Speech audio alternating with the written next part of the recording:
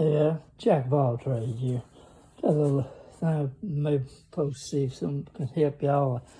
I've been trying to find anything. I couldn't see anything on the internet. So if you get your, this is a Hobart MVP.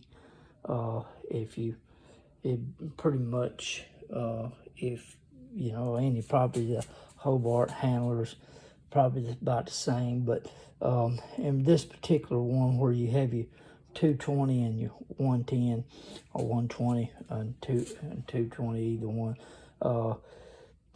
This particular switch right here, if you can see, this particular switch you got right here, it's different because it has a different transfer in there that changes the volts on this thing. So if you ever get it to where you turn it on, it ain't doing nothing, chances is, it's just, if you can see, that's wire 201. You look for 201 and then 202 here.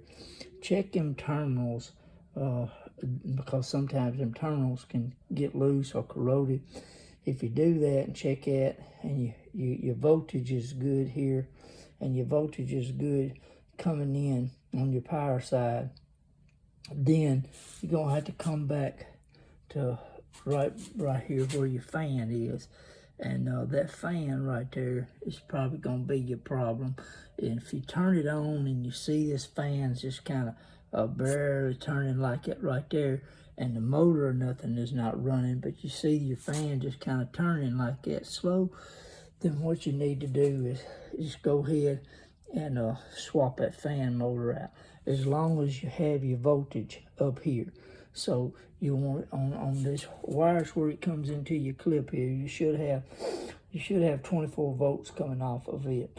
So if you got your voltage and your good voltage is coming in, and you good up here on 201 and 202, then you gonna have a bad fan motor.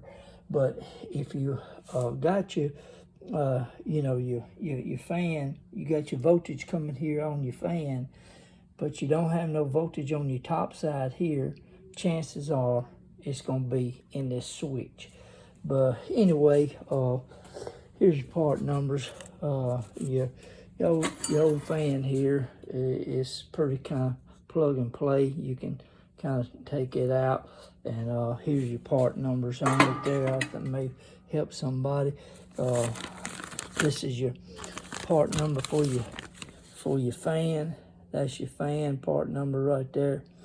And this is going to be your part number for your switch.